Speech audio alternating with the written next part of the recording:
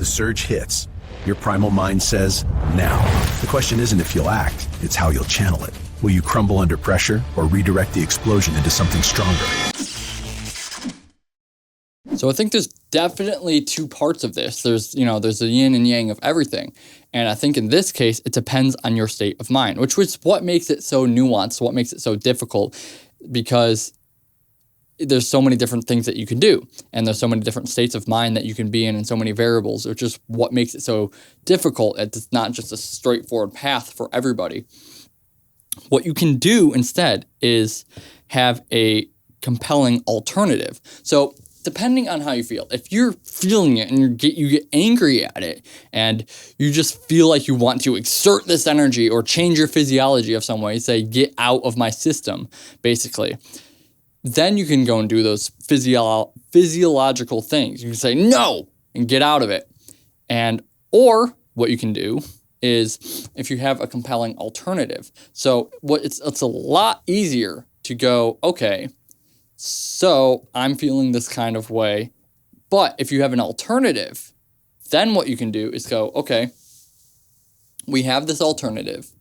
And so what I'm saying by alternative is having something else, another activity that is enjoyable to do and something that you can just compromise and convince your primal mind to settle for, rather than saying, oh, okay, I really want this, and trying to convince yourself to do something even more difficult that you don't want to do. Those difficult things are helpful when you do want to do something difficult, if that makes sense, because we all want challenges in our life. We all want things. We all sometimes just want to use that anger and get away from something. But we also sometimes are feeling lazy and we don't want to do those things. And willpower is a different story. Willpower, it depends. Willpower is up and down. I don't really believe in willpower, not in the sense of, oh, willpower doesn't exist or whatever. I don't think it's a good thing to conceptualize, because it just doesn't help anybody. And like, oh, I ran out of willpower. Like, it doesn't, as a concept, it doesn't make sense to me. It doesn't make sense to be useful. I understand it as a concept, obviously, but it doesn't make sense. It's not useful to anybody. And we want to do what is useful rather than what is logically makes sense, because if we follow what is useful, we get things done. We do things and we succeed.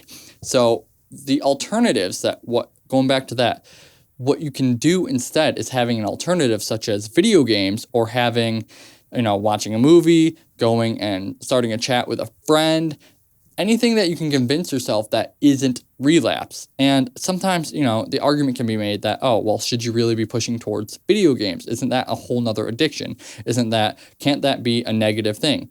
I'm not saying to waste your whole day on video games. What I'm saying is take 30 minutes out of your day when after after saying no and riding the wave and holding strong and continuing to channel your inner energy towards a pursuit.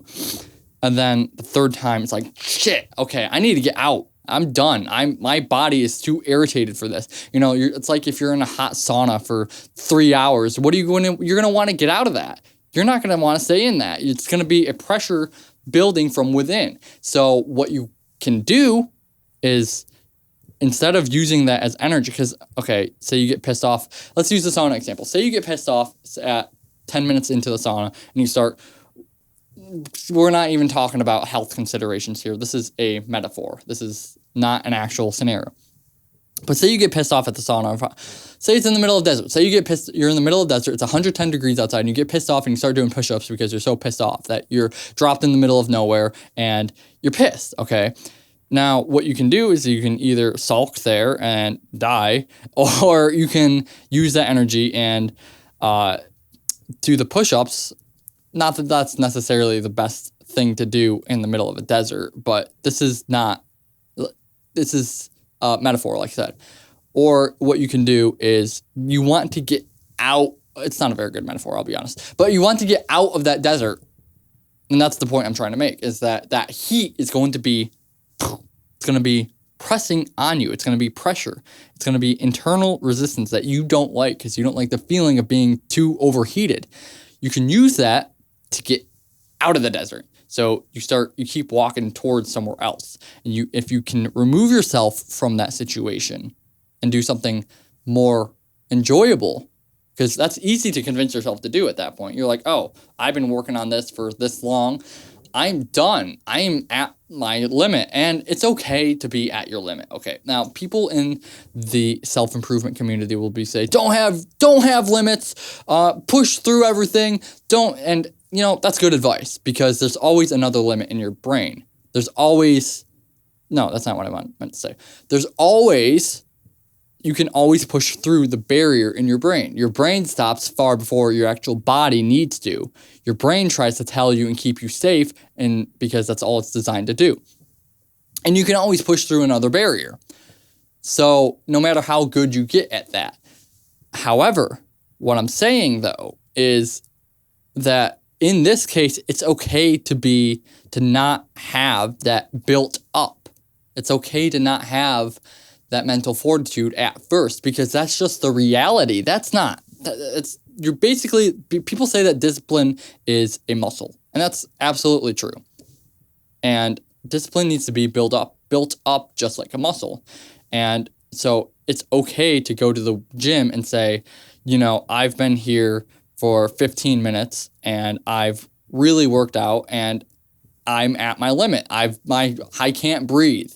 If you're just starting out, for example, your lungs are struggling to keep up. It's okay to suck. It's okay. It's fine. We all start somewhere. We're all, it needs to be built up, just like going to the gym.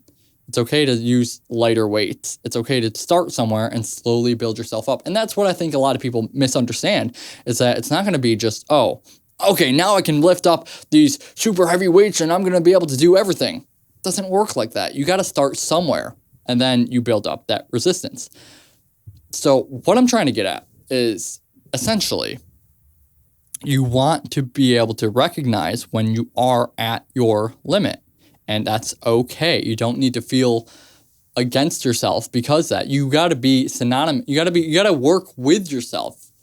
You got to have that synergy with yourself, because otherwise you're fighting against yourself. And the one person that you don't want to fight against you is you, because who else is going to do it? Who else is going to take care of your life? Nobody else but you. So you got to be the person to do that. And you got to make friends with yourself. And what that means is not pointing the finger and saying, not calling yourself names, not putting yourself down, but realizing, okay, I'm at my limit. And you got to actually question whether it's your limit. Sometimes it's not, sometimes it is.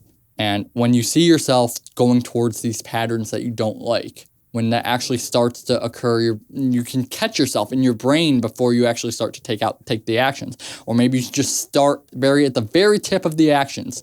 You start that and you're like, oh shit, I'm actually considering this as an actual plausible thing. I need to get out. I need to go do something else. I need to go do my alternative action. And that is exactly how you get out of that. If you enjoyed this video, you can watch the full version right here.